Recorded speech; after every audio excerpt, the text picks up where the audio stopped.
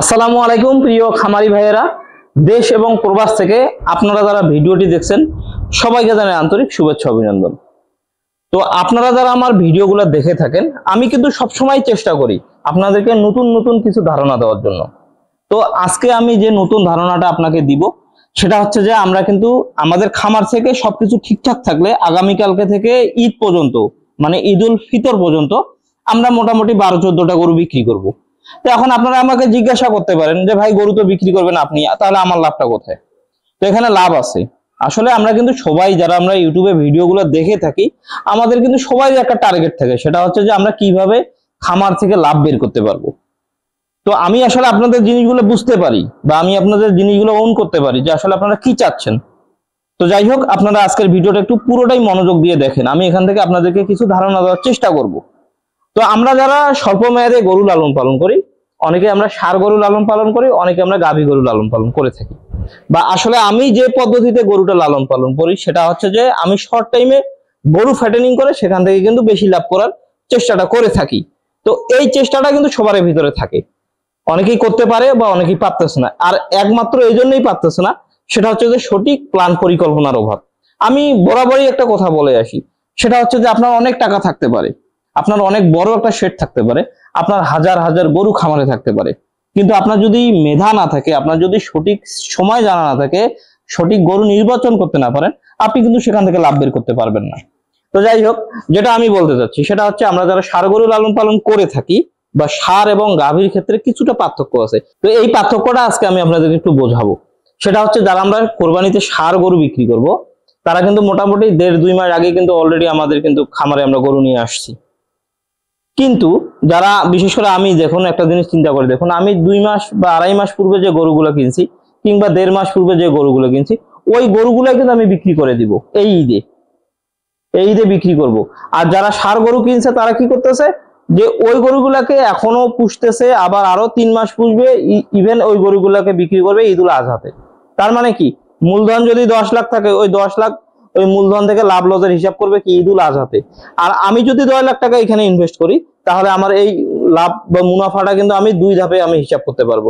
একটা হচ্ছে যে এই সময়, আর একটা হিসাব করতে পারবো আমি ঈদ উল আজহাতে। কারণ বর্তমান যে গরুগুলা দেখতে পাচ্ছেন, আমি যে 10-12টা গরু বিক্রি করব, 10-12টা গরু বিক্রি করে কি আমি চুপচাপ করে ঘুমাবো বা বসে থাকবো?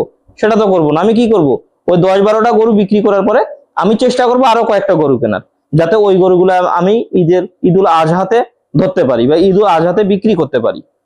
এটা হচ্ছে একটা বিষয়। তো যাই হোক, এখন আপনারা আমাকে প্রশ্ন করতে পারেন বা আপনারা আমাকে বলতে পারেন যে ভাই, এই গরুগুলা থেকে যে আপনি বিক্রি করতেছেন বা এই গরুগুলো যে আমার খামারে আছে, তো এখান থেকে আসলে আমার লাভ কিরকম হচ্ছে? তো গরুগুলো আসলে বিভিন্ন সময় বিভিন্ন রকম কেনা হয়। আমি আপনাদেরকে বলি, যেমন এই গরুটা হচ্ছে ডাবল বডি ওয়েটের গরু, এটা যথেষ্ট হৃষ্টপুষ্ট হয়েছে। এই গরুটা খামারে অনেকদিন ছিল এবং এখান থেকে আমরা দুধও নিছি। এই গরুটা কিন্তু আমরা ছেড়ে দিব। প্লাস এইদিকে দেখুন, ওইদিকে 1 নাম্বার গরু, এটা হচ্ছে 2 নাম্বার, মানে দ্বিতীয় গরু। আমি আপনাদেরকে দেখাই যে আমি 12টা-10টা গরু আপনাদেরকে দেখাই। এই গরুটা বিক্রি হবে, তারপরে দেখুন এইটা বিক্রি হবে, তারপরে এইটা দেখুন। এগুলা কিন্তু ঈদ উল ফিতরে, মানে এই ঈদে বিক্রি হবে, এই রমজান ঈদে বিক্রি হবে। এটা দেখুন, এটাও মোটা তাজা হয়ে গেছে। এটা দেখুন, এটাও মোটা তাজা হয়ে গেছে। লালটা দেখুন, এটা মোটা তাজা হয়ে গেছে। এটা দেখুন, এটা দেখুন। তার মানে কয়টা হচ্ছে? 1 2 3 4 5 6 7, এদিকে কিন্তু 7টা গরু হয়ে গেছে। তারপরে এইটা দেখুন, ওট ওট ওট, এইটা দেখুন 8 নাম্বার গরু, এটা ওট ওট, অলস হয়ে গেছে। এটা হচ্ছে 9 নাম্বার গরু দেখুন, 10 নাম্বার, 11 নাম্বার, এই উঠ, এটা হচ্ছে 11 নাম্বার, ওইদিকে হচ্ছে 2টা, মোট হচ্ছে 13টা গরু। এই 12-13টা গরু কিন্তু আমি বিক্রি করব এই ঈদ উল ফিতরে। তো এই ঈদ উল ফিতরে আমি এই গরুগুলো বিক্রি করার পরে আবার গরু কিনবো। আমার আসলে সিস্টেমটা কি বুঝতে পারছেন? এই সময় যেটা হবে সেটা হচ্ছে যে ঈদ উল ফিতরে বা রমজান ঈদে আসলে গরু কিন্তু কিরকম হইলো বা কিরকম হইলো না, সেটা কিন্তু দেখার উপর কারো কোনো প্রয়োজন নাই, কারণ সবাই কিন্তু কসাইয়ের কাছ থেকে গরুটা কিনবে। তো সুতরাং এখানে কসাইয়ের উপরে, মানে কসাইয়ের কিন্তু মাংসের চাহিদাটা বেশি থাকবে। আর দ্বিতীয়ত যেটা, সেটা হচ্ছে যে ঈদের পরে সুন্নতে খাতনা শুরু হয়ে যাবে, কারো আকিকা বা কারো বিয়ের অনুষ্ঠান, বিভিন্ন ধরনের অনুষ্ঠান কিন্তু লেগে থাকবে একটার পর একটা। এই সময়টাতে গরুর একটা দাম পাওয়া যাবে। ইভেন বর্তমানে কিন্তু গরুর দাম আছে। তো এই যে আমি 12-14টা গরু যে বিক্রি করলাম বা করব, এখান থেকে তো অবশ্যই আমি লাভ করব। এখান থেকে কি করলাম, আপনারা যারা যেই এক টার্মে ধরেন আপনি ঈদের টার্গেট করে যারা আছেন, আমার তো ঈদের টার্গেট আছে বর্তমানে এই ঈদেও আমি গরু বিক্রি করে লাভ করলাম, তার মানে কি আমার লাভটা দ্বিতীয়বার 2বার হইলো না?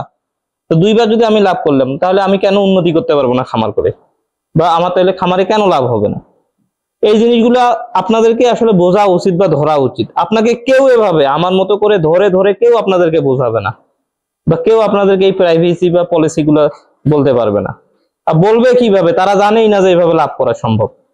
আমি আপনাদেরকে নিজ চোখে দেখালাম, আমি 1.5 মাসে গরু পরিবর্তন করে বিক্রি করছি। 2 মাসে আমি মাঝারি সাইজের গরুগুলা 2 মাসে মোটা তাজা করে বিক্রি করি। তা আমার যে এই গরুগুলো আছে খুব বেশি দিন হচ্ছে না, তো এরকম গরু এগুলো বিক্রি করব, করার পরে একটু স্বাস্থ্য দেখে গরু কিনবো, ওই গরুগুলো আমি দেখবেন যে কোরবানিতে বিক্রি করে দিব। তার মানে কি আমার লাভটা দ্বিতীয়বার হয়ে গেল, আমার লাভও বেশি হইলো। এই হচ্ছে মূলত খামারের একটা বিষয় বা পলিসি। তো আপনারা যারা খামার করতেছেন, আপনারা চাইলে এই জিনিসগুলো করতে পারেন। ভাই বর্তমান সবাইরে টাকা আছে, কিন্তু সবাইরে কিন্তু এই বুদ্ধিগুলো নাই, সবাই এই সিস্টেমগুলো ফলো করতে পারে না। আমার ভিডিও যারা দেখতেছেন, আপনারা চাইলে কিন্তু এই পদ্ধতিগুলো ফলো করতে পারেন, অন্যান্যদের থেকে আমরা বেশি লাভ করব। এটা হচ্ছে সহজ একটা কথা। তো যাই হোক, আজকের ভিডিওটা এই পর্যন্তই। সবাই ভালো থাকবেন, সুস্থ থাকবেন। যদি আপনাদের বিন্দু মাত্র যদি কোনো ধারণা হয় বা আইডিয়া হয় লাভ করার জন্য, আসলে প্রসেসগুলো যদি বুঝতে পারেন, তাহলে অবশ্যই কমেন্টসে জানাবেন। ধন্যবাদ সবাইকে। আসসালামু আলাইকুম।